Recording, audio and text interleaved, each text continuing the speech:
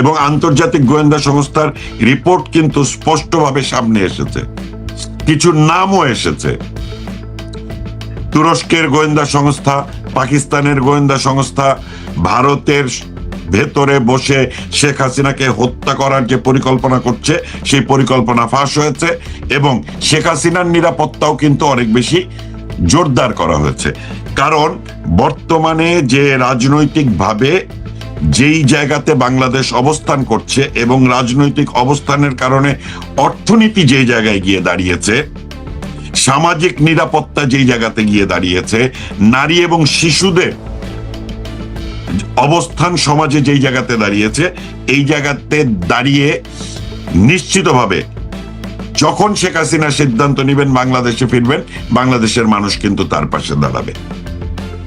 সুতরাং শেখ হাসিনাকে যতক্ষণ পর্যন্ত হত্যা করতে না পারবে, ততক্ষণ পর্যন্ত তারা কিন্তু নিশ্চিত হতে পারবে না যে 2006-এর 1/11-এর সময় যে ষড়যন্ত্র শুরু হয়েছিল, সেই ষড়যন্ত্রের ধারাবাহিকতায় 2024-এর 5 আগস্ট ঘটানো এবং তৎপরবর্তীতে এখন পর্যন্ত তারা তাদেরকে নিজেদেরকে পুরোপুরি সফল কিন্তু ভাবতে পারছে না, কারণ শেখ হাসিনা বেঁচে আছেন।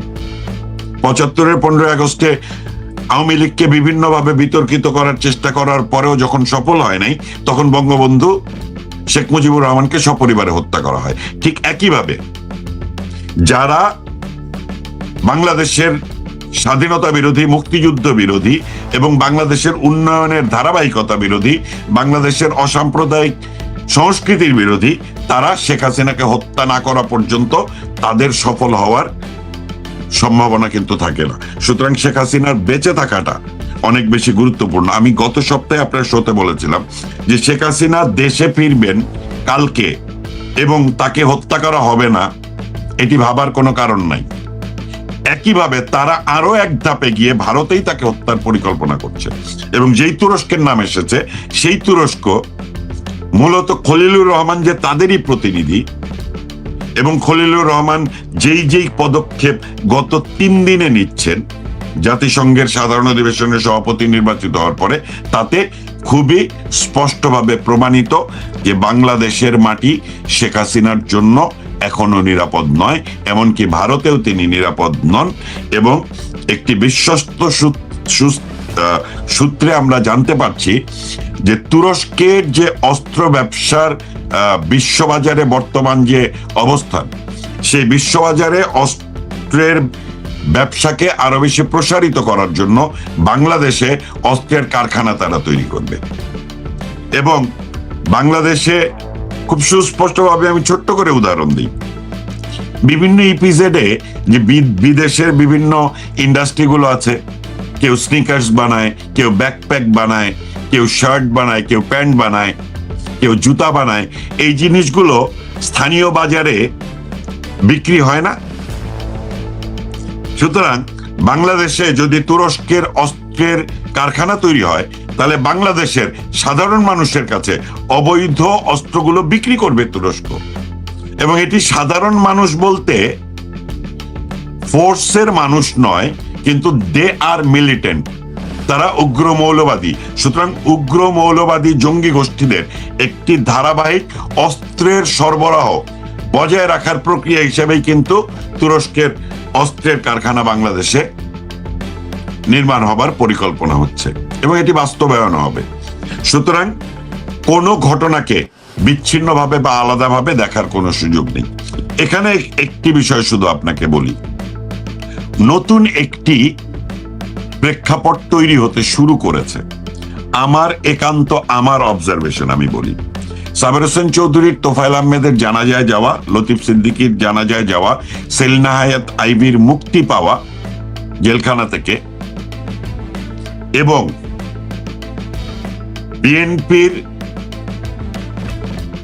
বিএনপি নেতা মির্জা ফখরুলের বলা যে কোনো রাজনৈতিক দলের রাজনৈতিক কর্মকাণ্ডে বাধা দেওয়ার প্রক্রিয়াতে আমরা নেই, আমরা সকল রাজনৈতিক সংগঠনকে তাদের রাজনৈতিক কর্মকাণ্ড পরিচালনার সুযোগ দিব, কিন্তু যারা অপরাধ করেছে তাদের বিচার প্রক্রিয়াও চলবে। এবং বিচার প্রক্রিয়া অবৈধ, বিচারিক প্রক্রিয়া অবৈধ, কিন্তু শেখ হাসিনার বিচারিক প্রক্রিয়া তারা চলমান রাখবে। আবার শেখ হাসিনাকে হত্যার যে আন্তর্জাতিক ষড়যন্ত্র, সেই ষড়যন্ত্রের সঙ্গেও বিএনপি জড়িত থাকবে, কারণ এই বিএনপির ক্ষমতার সময় তো 2004-এর 21শে আগস্ট ঘটেছে। সুতরাং শেখ হাসিনাকে বাদ দিবে, কিন্তু আন্তর্জাতিক চাপের কারণেই আওয়ামী লীগকে রাজনীতিতে সক্রিয় হওয়ার একটি সুযোগ তৈরি করে দিবে। সুতরাং আমরা মনে করি শেখ হাসিনার নেতৃত্বে এবং নির্দেশে হয়তো এবছরের মধ্যেই বাংলাদেশ আওয়ামী লীগের রাজনীতিতে ফিরে আসার একটি প্রক্রিয়া আমরা দেখতে পাব। এইটুকু আশাবাদের জায়গা আমরা দেখতে পাই। কিন্তু সেই আওয়ামী লীগ যাদেরকে নেতৃত্বে আনার চেষ্টা করা হচ্ছে বা হবে বলে আমরা শুনছি, তারা ব্যর্থ হবে। কারণ রিফাইন্ড আওয়ামী লীগের কোনো সুযোগ বাংলাদেশ আওয়ামী লীগে যতক্ষণ পর্যন্ত শেখ হাসিনা বেঁচে আছেন ততক্ষণ পর্যন্ত হবে না। বাংলাদেশের কোটি কোটি তৃণমূলের নেতাকর্মীরা শেখ হাসিনার সাথে আছে, এবং শেখ হাসিনা যার নাম বলবেন তিনি বাংলাদেশ আওয়ামী লীগের নেতৃত্ব দেবেন। এবং আশা করছি যে যেই দৃশ্যগুলো আস্তে আস্তে সামনের দিকে আসছে, অর্থাৎ টানেলের শেষ প্রান্তে আমরা যে আলোটা দেখতে পাচ্ছি, সেই আলোতে যেই মুখগুলো ভেসে উঠছে, সেই মুখগুলো শেখ হাসিনারই প্রতিনিধি, এবং তারাই বাংলাদেশ আওয়ামী লীগকে আগামীতে সক্রিয়ভাবে রাজনীতির মাঠে নিয়ে আসবে বলে আমরা মনে করি। এবং স্থানীয় সরকার নির্বাচনে একটি গুরুত্বপূর্ণ ঘটনাও কিন্তু ঘটেছে, যেটি ইউনূস সরকার, সেটি হচ্ছে যে আওয়ামী লীগের সময় যে স্থানীয় সরকার নির্বাচনেও নৌকা প্রতীক, ধানের শীষ প্রতীক দিয়ে যে নির্বাচনের ছিল, অর্থাৎ দলীয় প্রতিনিধি নির্বাচনের যে প্রক্রিয়া করা হয়েছিল, সেটি বাদ দেওয়া হয়েছে। অর্থাৎ যে কোনো মানুষ সাধারণ নির্বাচনে, স্থানীয় সরকার নির্বাচনে অংশগ্রহণ করতে পারবে। তার মানে এই যে স্থানীয় সরকার নির্বাচন আগামীতে হবে, সেই নির্বাচনে বহু উপজেলায়, বহু ইউনিয়নে, বহু জেলায়, বহু পৌরসভায় বাংলাদেশ আওয়ামী লীগ জিতে আসবে, এবং এই জিতে আসার প্রক্রিয়ার ভেতর দিয়ে আওয়ামী লীগ কিন্তু সক্রিয় হবে। আপনাকে একটি ঘটনা বলি, 91 থেকে 96 বিএনপি যখন ক্ষমতায়, 94-এর পর থেকেই স্থানীয় সরকার নির্বাচনগুলো যখন নাকি শুরু হলো, তখন বাংলাদেশের 4টি গুরুত্বপূর্ণ সিটি কর্পোরেশনের 2টো সিটি কর্পোরেশনে কিন্তু বাংলাদেশ আওয়ামী লীগ জয়ী হলো। এবং এই যে 2টি সিটি কর্পোরেশন আওয়ামী লীগ জয়ী হলো, ঢাকাতে মেয়র মোহাম্মদ হানিফ এবং চট্টগ্রামে মহিউদ্দিন চৌধুরী, এই দুইজনের বিজয়ের ভেতর দিয়েই কিন্তু বাংলাদেশ আওয়ামী লীগ অনেক বেশি গতিশীল হলো, সক্রিয় হলো, এবং তত্ত্বাবধায়ক সরকারের দাবিতে আন্দোলনের ভেতর দিয়ে বিএনপি সরকারের পতন ঘটিয়ে 96-এর নির্বাচনের ভেতর দিয়ে বাংলাদেশ আওয়ামী লীগ ক্ষমতায় আসলো। সুতরাং বাংলাদেশ আওয়ামী লীগের আজকে যে নিষেধাজ্ঞা আছে, সেই নিষেধাজ্ঞাকে উপেক্ষা করে বাংলাদেশ আওয়ামী লীগ যদি রাজনীতিতে ফিরে আসার প্রক্রিয়া শুরু করতে চায়, তাহলে তার অন্যতম গুরুত্বপূর্ণ ধাপ হবে এই যে আগামীর স্থানীয় সরকার নির্বাচন। এবং বর্তমানে বাংলাদেশের জনগণের আওয়ামী লীগের প্রতি, শেখ হাসিনার প্রতি যে আস্থা, এবং তাদের যে কথা আগেই ভালো ছিলাম, শেখ হাসিনাই দেশের জন্য শ্রেষ্ঠ, শেখ হাসিনার শাসনামল বাংলাদেশের জন্য শ্রেষ্ঠ শাসনামল, এই যে জায়গাটা মানুষের ভেতরে তৈরি হয়েছে, সেই জায়গাতে আমি মোটামুটি নিশ্চিত করে বলতে পারি ন্যূনতম 60% স্থানীয় সরকার নির্বাচনে বাংলাদেশ আওয়ামী লীগের প্রতিনিধিরা জয়ী হয়ে আসবে। শতকরা 80% হলেও বিস্মিত হওয়ার কিছু থাকবে না। স্থানীয় সরকার নির্বাচন এবং এই যে আওয়ামী লীগের নেতৃত্ব, যারা শেখ হাসিনার প্রতি আস্থাশীল, তারা যে সামনে আসছে, তাদের কথা। এখানে শুধু এইটুকু বলি, যেহেতু আমি ব্যক্তিগতভাবে বাংলাদেশ আওয়ামী লীগের কেন্দ্রীয়, শেখ হাসিনা থেকে শুরু করে বাংলাদেশ আওয়ামী লীগের কেন্দ্রীয় নেতৃত্বের সঙ্গে একটি নিয়মিত যোগাযোগ আমার আছে, সেই জায়গা থেকে আমি বলতে পারি সাবের হোসেন চৌধুরী কিংবা সেলিনা হায়াত আইভি কিংবা ডক্টর শিরিন শারমিন চৌধুরী বলেন, কিংবা পরিকল্পনা মন্ত্রী মান্নান সাহেব বলেন, কিংবা আগামীতে আরো যারা যারা বাংলা জেলখানা থেকে মুক্তি পাবে, তারা সকলেই শেখ হাসিনার প্রতিনিধি। এই নামগুলো শেখ হাসিনার মুখ থেকে উচ্চারিত হবে সময়ের জন্য, একটি সুনির্দিষ্ট সময়ের জন্য শেখ হাসিনা অপেক্ষা করছেন, এবং যেই নামগুলো সামনে আসছে তাদের ধীরে ধীরে এই যে হাঁটি হাঁটি পা পা করে এগিয়ে আসাটা দেখছেন, এটি একটি বিশাল বার্তা। এবং এটি আমার কাছে যে যোগাযোগের মাধ্যমে যে তথ্যগুলো আছে সেই জায়গা থেকে আমি এটি স্পষ্ট করে বলতে পারি যে নামগুলো আজকে আপনারা দেখতে পাচ্ছেন যারা একটু একটু করে সক্রিয় হচ্ছে, তারা শেখ হাসিনারই প্রতিনিধি। আপনি প্রতিনিধির কথা বলছেন, অমুক অমুক আসছেন বলছেন, তো লেকিন নিরাপত্তার কারণে শেখ হাসিনা আসছেন না? শেখ হাসিনা যখন ঘোষণা দিয়েছেন তিনি আসবেন, এখন ৭৫-এর ১৫ই আগস্টের পর ওনার কিন্তু দেশে ফিরতে উনি সময় নিয়েছিলেন ৬ বছর। ১৯৮১ সালে তিনি দেশে ফেরেন। ২০০৭-এ যখন নাকি ওনাকে গ্রেপ্তার করা হয় এবং উনি যখন নাকি চিকিৎসার জেলা কারাগার থেকে মুক্ত হয়ে চিকিৎসার জন্য দেশের বাইরে যান, এবং ওই সময় তাকে দেশে ফিরতে দেয়া হবে না, এয়ারপোর্টে রেড অ্যালার্ট জারি করার পরেও তিনি ফিরে এসেছিলেন, কারণ ওটি একটি সুনির্দিষ্ট সময় ছিল। ৭৫-এর ১৫ই আগস্টের পরে ১৯৮১ সালের মে মাস যেমন একটি সুনির্দিষ্ট সময়, ঠিক একইভাবে ২০০৮-এ রেড অ্যালার্ট উপেক্ষা করে ওনার দেশে ফিরে আসা যেমন একটি সুনির্দিষ্ট সময়, এবং উনি ফিরে আসার পরে ২০০৯-এর নির্বাচনে আওয়ামী লীগের নিরঙ্কুশ বিজয় যেমন একটি জাতির জন্য বার্তা ছিল, ঠিক একইভাবে শেখ হাসিনা ঘোষণা দিয়েছেন মানে তিনি ফিরবেন। কিন্তু ওই সুনির্দিষ্ট সময়টা কখন এটি শুধু তিনিই জানেন, এবং তিনি তো শুধুমাত্র বাংলাদেশ আওয়ামী লীগের প্রতিনিধি সভাপতি নন, তিনি বাংলাদেশ সরকারের সাবেক প্রধানমন্ত্রী, পাঁচবার নির্বাচিত প্রধানমন্ত্রী। সুতরাং জাতীয় এবং আন্তর্জাতিক রাজনৈতিক অঙ্গনে তার যে মিত্ররা আছেন তারা মিলে এবং তিনি মিলেই সিদ্ধান্ত নেবেন সেই সুনির্দিষ্ট সময়টা কখন। তবে সেই সুনির্দিষ্ট সময়টা এখন এই মুহূর্তে নয়, এটি আমি এর আগেও আপনার সাথে বলেছি, আজকেও বলছি। কারণ যখন ভারতের মাটিতেই তাকে হত্যার পরিকল্পনা করা হয় আর বাংলাদেশের মাটিতে তাকে হত্যার সকল ষড়যন্ত্র আইনি প্রক্রিয়াতেই তারা তৈরি করে রেখেছে, মৃত্যুদণ্ড দিয়ে রেখেছে, সুতরাং সেই শক্তি সক্ষমতা যখন তৈরি হবে বাংলাদেশ আওয়ামী লীগের যে তিনি দেশে আসবেন, কিন্তু তাকে হত্যা করা কোনো সহজ ঘটনা হবে না, এবং তার জীবনের নিরাপত্তা বাংলাদেশ আওয়ামী লীগের নেতাকর্মীরা দিতে পারবে, তখনই তিনি আসবেন।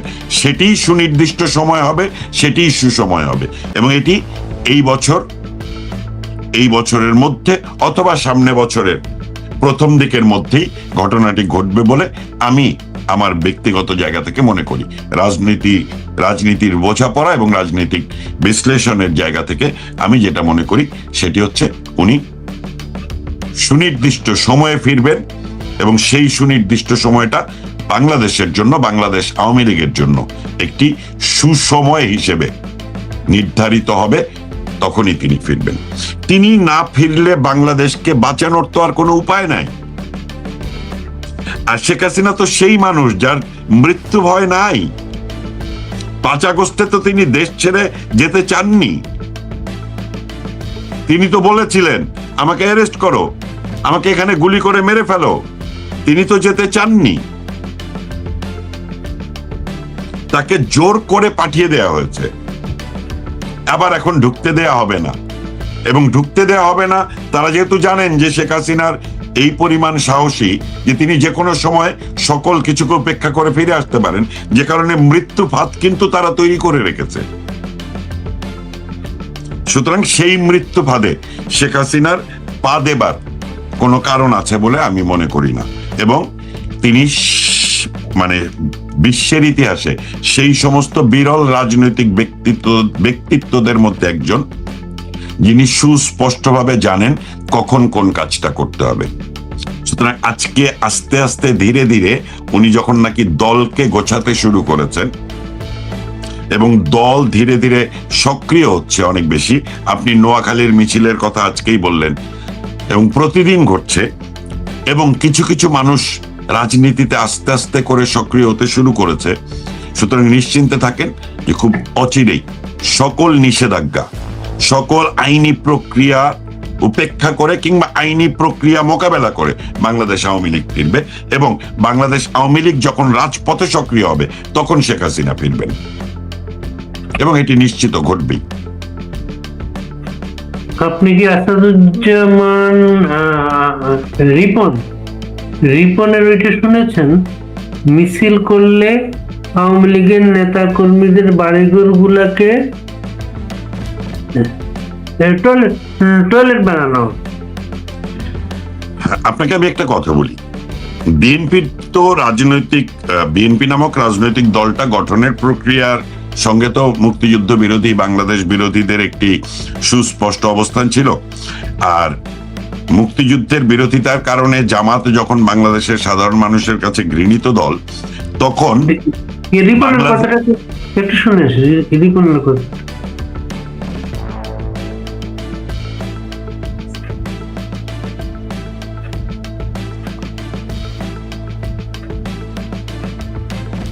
ওনাকে বেশ নিয়ে মনে হইতো আমাদেরকে, কিন্তু উনি একেবারে ডাস্টবিন শফিকের মতো। না না না, আপনি দেখেন না, রাজনীতিতে বিএনপির মানে চেয়ারম্যান যখন তারেক রহমান নিজে বলে গুপ্ত, আর এই গুপ্ত বলা নিয়ে যখন নাকি ছাত্র দল শিবিরের মধ্যে মারামারি হয়, তখন বুঝতে হবে যে আওয়ামী লীগের ভেতরে যে গুপ্ত ছিল শিবির, যদি বেশি বাড়াবাড়ি করেন তাহলে তাদের বাড়ি ঘরে দেশে যারা আছেন মনে রাখতে হবে তাদের বাড়ি ঘর কিন্তু জনগণ টয়লেট বানিয়ে দেবে, এটা মনে রাখতে হবে। অতএব বুঝে শুনে বিক্ষোভ করবেন।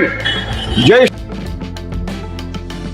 আপনাকে একটা কথা বলি। দিয়েছেন এই চোরদের বাড়িতে কিন্তু আমরা সব টয়লেট বানিয়ে দেবো, কিন্তু বাংলাদেশে ওই আবু জেহেলের বাড়ি কি আছে? আবু জেহেলের বাড়িতে কি করা হয়েছে? টয়লেট বানানো হয়েছে, পায়খানা বানানো হয়েছে। কি হচ্ছে আসাদুজ্জামান রিপন? না না না, এরকম এইটা শুধু আসাদুজ্জামান রিপন না, এরকম বিকৃত মানসিকতার রাজনীতিবিদদের হাতে বাংলাদেশটা 1975-এর 15ই আগস্ট থেকে ছিল, এবং তারা এখনো বাংলাদেশের রাজনীতিতে সক্রিয়, এবং শুধু সক্রিয় না, বিভিন্নভাবে তারা এখানে রাজনীতির একটি নিয়ন্ত্রক শক্তি। সুতরাং বিএনপির ভেতরে যে জামাতি বিএনপি, এরা হচ্ছে জামাতি বিএনপি। বিএনপি তো আসলে রাজনৈতিক দল হিসেবে গঠিতই হয় মুক্তিযুদ্ধ বিরোধীদের নিয়ে, কারণ মুক্তিযুদ্ধের পক্ষের সকল মানুষ তো বাংলাদেশ আওয়ামী লীগ সহ যে সকল বাম রাজনৈতিক সংগঠনগুলো মুক্তিযুদ্ধে অংশগ্রহণ করেছিল, তারা এদেরকে বাদ দিয়ে বাকিদেরকে সংগঠিত করেই তো বিএনপি গঠিত হয়েছে। সুতরাং বিএনপির ভিতরে ঐতিহাসিকভাবে মুক্তিযুদ্ধ বিরোধী, বাংলাদেশ বিরোধীরা আছে। সুতরাং তারা বাংলাদেশ আওয়ামী লীগ সম্পর্কে এরকম মনোভাব পোষণ করবে, কিন্তু এটাও মাথায় রাখতে হবে বাংলাদেশ আওয়ামী লীগ সবসময় ঘুরে দাঁড়িয়েছে। যতবার নিষেধাজ্ঞার মুখোমুখি হয়েছে বাংলাদেশ আওয়ামী লীগ, এই উপমহাদেশের ইতিহাসে কোন রাজনৈতিক দল এতবার নিষিদ্ধ হয়নি। কিন্তু সবচেয়ে বড় কথা হচ্ছে, যতবার নিষিদ্ধ হয়েছে ততবারই নতুন কোন ফুল ফুটিয়ে বাংলাদেশ আওয়ামী লীগ ফিরে এসেছে। সুতরাং এই যে রাজনৈতিক বিকৃত সংস্কৃতির যে মানুষগুলো, যারা এখন বাংলাদেশের রাজনীতির নিয়ন্ত্রক শক্তি, তাদের জন্য শুধু এটুকুই বলবো যে তারাও ইতিহাসের আস্থা করেই নিক্ষিপ্ত হবে, সময়ের অপেক্ষা। আর এই ধরনের ভাষার ব্যবহার যে মানুষ করে, যারা করে, তাদের রাজনৈতিক প্রজ্ঞা কিংবা মেধার ব্যাপারে সবসময় আমাদের সন্দেহ ছিল, বারবার তারা সেটা প্রমাণ করছে। এই বাংলাদেশে নারীর একটি অঙ্গ প্রত্যঙ্গ নিয়ে যে গালিগালাজ করে তাকে জাতীয় বীর উপাধি দেওয়া হয়। সেই বাংলাদেশে আপনি তো, বাংলাদেশের রাজনীতিতে হাদি সংস্কৃতি এখন, এবং এই যে রিপনের যে টয়লেট বানানো হবে, এই কথা তো সেই সংস্কৃতিরই অংশ। এটি কোনো বিচ্ছিন্ন ঘটনা নয়। আমাদের রাজনৈতিক সংস্কৃতি ধ্বংস হয়ে গেছে এবং যারা সেখানে একটু সর্বশেষ যোগ করলো মমতা ব্যানার্জি আসলে পাগল হয়ে গেছে। মানে ধরেন শেখ হাসিনাও তো 16 বছর ক্ষমতায় ছিলেন। রাজনৈতিকভাবে 2024-এর 5 আগস্ট ষড়যন্ত্র করে তাকে ক্ষমতা থেকে সরিয়ে দেওয়া হলো। তিনি ভারতে গেলেন। দীর্ঘ সময় পর্যন্ত তার কিন্তু নেতাকর্মীদের সঙ্গে যোগাযোগ বিচ্ছিন্নতা ছিল। আস্তে আস্তে তিনি যোগাযোগ শুরু করলেন।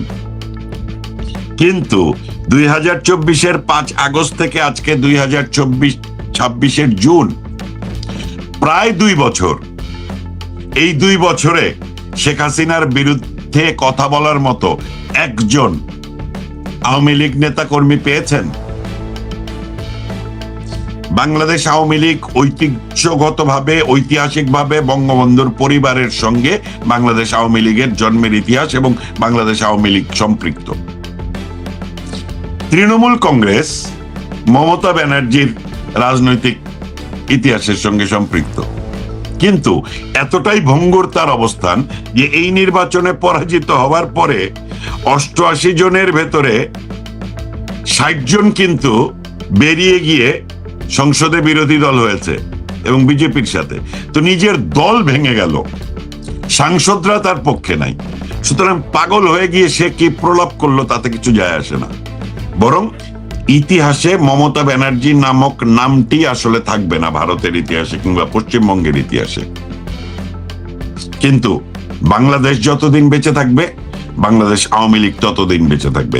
বাংলাদেশ যতদিন বেঁচে থাকবে, বঙ্গবন্ধু শেখ মুজিবুর রহমান জাতির পিতা এই নামটি বেঁচে থাকবে। এবং বাংলাদেশ যতদিন বেঁচে থাকবে, বাংলাদেশের রাজনৈতিক ইতিহাসে শ্রেষ্ঠ শাসক, শ্রেষ্ঠ জনপ্রতিনিধি, শ্রেষ্ঠ জননেতা শেখ হাসিনাই থাকবে। সুতরাং এটির কোনো তুলনামূলক আলোচনার জায়গা নয়।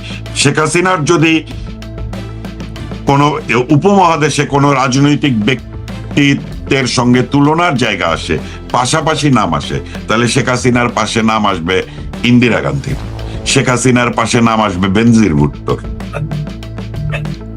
মমতা ব্যানার্জিরা খুব ছোট্ট ক্ষুদ্র অংশ রাজনীতিতে। তার মন্তব্য নিয়ে আমার মনে হয় যে এই কথা বলাটাই আমাদের জন্য সময়ের অপচয়। অনেক ধন্যবাদ কমল, চমৎকার আলোচনার জন্য।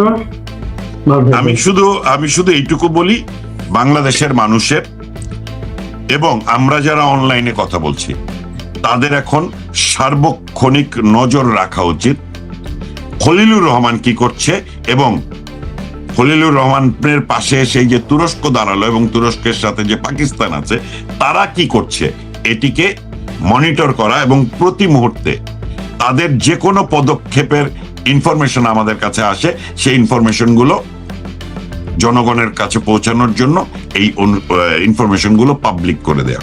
কারণ এখন এই যুগে এসে ষড়যন্ত্র মোকাবেলার এই একটি মাত্র পথ।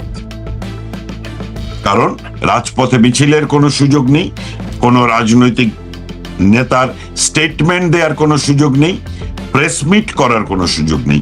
একমাত্র জায়গা এই অনলাইন প্ল্যাটফর্ম। অনলাইন প্ল্যাটফর্মে সমস্ত তথ্যগুলো জোগাড় করা এবং প্রকাশ করা, এটি আমাদের কাজ।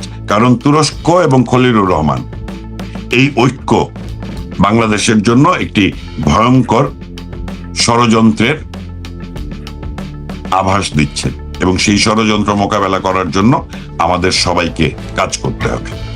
তাদের মিডিয়াও একটা আছে, আমার দেশ, অসংখ্য কিছু, অনেক কিছুই আছে। এগুলো নিয়ে তো ধরেন চ্যানেল 1 এটিও তো নতুন করে শুরু হয়েছে।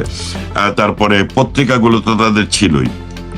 তারপরে আপনার দিগন্ত টিভি, দিনকাল, এগুলো তো সব সামনে আসতেছে। এগুলো টাইমস অফ বাংলাদেশ খুব মনোযোগ দিচ্ছে রিপোর্টিং এবং আওয়ামী লীগের পোস্টমর্টমে। এই রিপোর্ট বুঝিনি, কি বলছেন? Times of Bangladesh. আচ্ছা, অবশ্যই মানে দেশের অভ্যন্তরে কিছু কিছু সাংবাদিক তো ইতিমধ্যে কথা বলতে শুরু করেছেন, এবং সেই জায়গাতে দাঁড়িয়ে রাজনৈতিকভাবে জনগণকে সম্পৃক্ত রাখা, সচেতন রাখা, এই জায়গাতে দাঁড়িয়ে বর্তমানে যারা অনলাইন অ্যাক্টিভিস্ট, আমি সবসময় বলি যে একটি সময়ে একটি রাজনৈতিক বিষয় কিংবা একটি রাজনৈতিক বিষয়ের সঙ্গে অনেকগুলো ষড়যন্ত্রের বিষয় যেমন খুব যৌক্তিকভাবেই সম্পৃক্ত হয়ে যায়, ঠিক একইভাবে বর্তমানে বাংলাদেশে আওয়ামী লীগের ফিরে আসা, শেখ হাসিনার ঘোষণা দেয়া তিনি দেশে আসবেন, ঠিক তার বিপরীতে তুরস্ক এবং খলিলুর রহমানের ঐক্য এবং খলিলুর রহমানের জাতিসংঘের সাধারণ পরিষদের অধিবেশনে সভাপতি নির্বাচিত হওয়া, এটি একটি ষড়যন্ত্র। সুতরাং আমরা যারা আওয়ামী লীগকে ফেরাতে চাই, আমরা যারা শেখ হাসিনাকে দেশে ফেরানোর জন্য সংগ্রাম করছি, বাংলাদেশ আওয়ামী লীগকে রাজনীতিতে ফেরানোর জন্য সংগ্রাম করছি, বাংলাদেশ থেকে বাঁচানোর জন্য সংগ্রাম করছি, তাদের জন্য এই ষড়যন্ত্র মোকাবেলাটাও খুব গুরুত্বপূর্ণ দায়িত্ব বলে আমি মনে করি।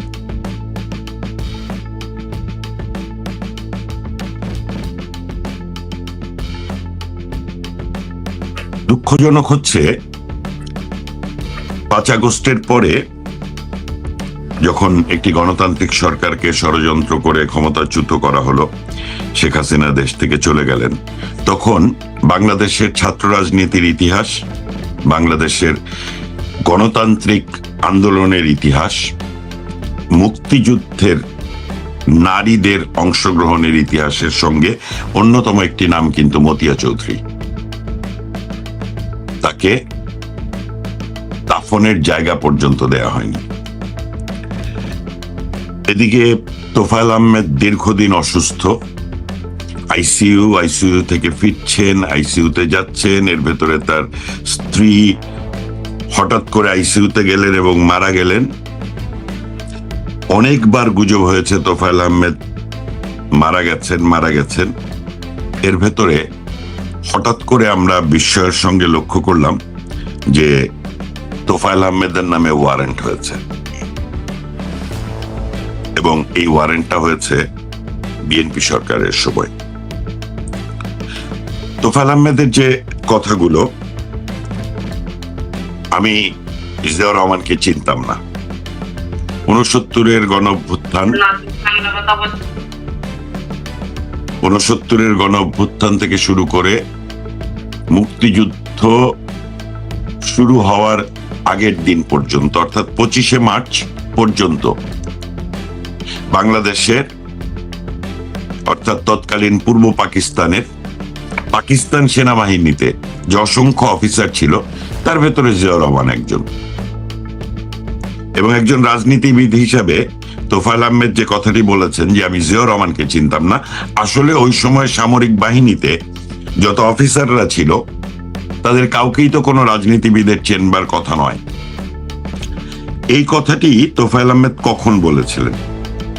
2014 সালে লন্ডনে বসে যখন তারেক জিয়া বললেন যে বঙ্গবন্ধু শেখ মুজিবুর রহমান হচ্ছে অবৈধ প্রধানমন্ত্রী এবং বাংলাদেশের প্রথম রাষ্ট্রপতি জিয়াউর রহমান, এই ইতিহাস বিকৃতির বিপরীতে দাঁড়িয়ে কথা বলতে গিয়ে তিনি শুরুটা করেছিলেন এইভাবে যে জিয়াউর রহমানকে আমি চিনতাম না।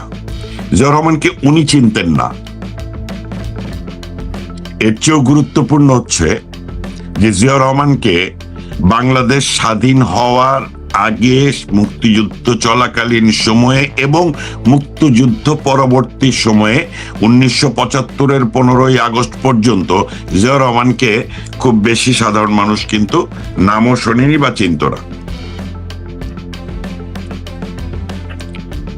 যেই সেনা কর্মকর্তারা বঙ্গবন্ধুকে হত্যা করে তাদের পেছনে জিয়াউর রহমান ছিলেন, এবং এখন প্রমাণিত সত্য যে বঙ্গবন্ধু হত্যার সঙ্গে জিয়াউর রহমান সরাসরি সম্পৃক্ত ছিলেন।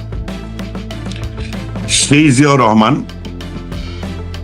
ক্ষমতায় যখন 7ই মার্চের ভাষণ বাজাতে দিত না, ইউনূস সরকারের সময়ে যখন 7ই মার্চের ভাষণ বাজানো বন্ধ করে দেয়া হলো, যখন 7ই মার্চ ছুটি বাতিল করা হলো, তখন অনেকে বিস্মিত হয়েছিলেন। কিন্তু আমরা কিন্তু বিস্মিত হইনি, কারণ আমরা জানি ইউনূস সরকার কিংবা ইউনূস সরকার যাদের সহযোগিতায় ছিল, জামাত এবং বিএনপির শাসনামলে ইতিহাস বিকৃতির যে ধারাবাহিকতা, তারই অন্যতম অংশ হচ্ছে 7ই মার্চের ভাষণ বাজাতে না দেয়া। এবং এটি কোনো নতুন বিষয় নয়, রাজনীতিক অংশ এটি নয়, এটি মূল হচ্ছে মুক্তিযুদ্ধের ইতিহাসকে পরাজিত করে পাকিস্তানের সঙ্গে একীভূত হওয়ার একটি প্রক্রিয়া। এবং সেই প্রক্রিয়ার অংশ হিসেবে জামাত এবং বিএনপি আসলে একই পাল্লায় দাঁড়িয়ে আছে।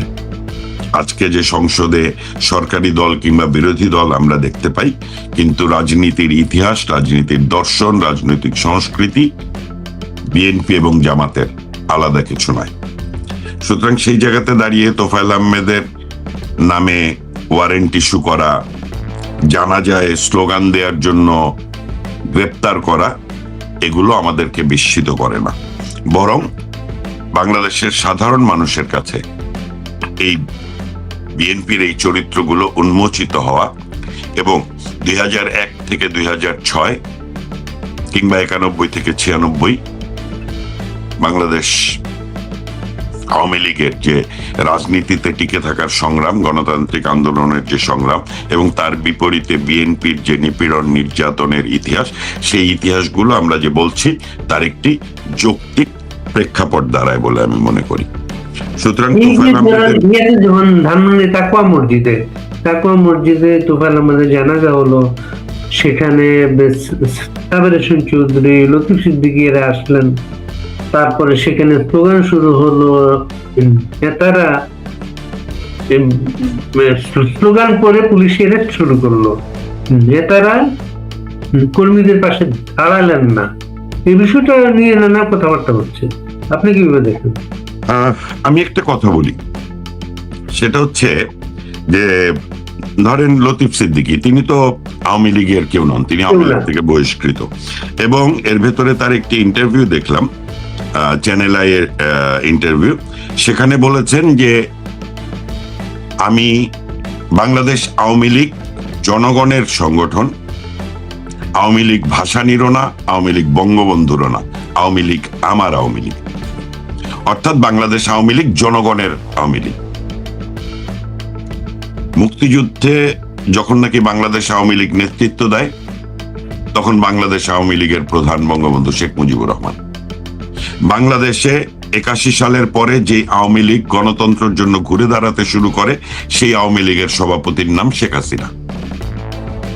সুতরাং আওয়ামী লীগের সভাপতি, সাধারণ সম্পাদক যিনি হবেন, তিনি বাংলাদেশ আওয়ামী লীগের নেতৃত্বের ভেতর দিয়ে বাংলাদেশের জনগণের নেতৃত্ব দিবেন, বাংলাদেশের মুক্তিযুদ্ধের পক্ষের মানুষের নেতৃত্ব দিবেন, বাংলাদেশের মুক্তিযুদ্ধের ইতিহাসের ধারাবাহিকতার নেতৃত্ব দিবেন। এবং যতক্ষণ পর্যন্ত শেখ হাসিনা বেঁচে আছেন, ততক্ষণ পর্যন্ত শেখ হাসিনার বাইরে কোনো নাম বাংলাদেশের কোটি কোটি মানুষ কোনো নাম মেনে নেবেন না। তার পরবর্তীতে আমি আসতেছি বাড়ি ভাই, একটা মিনিট আমাকে সময় দিবেন।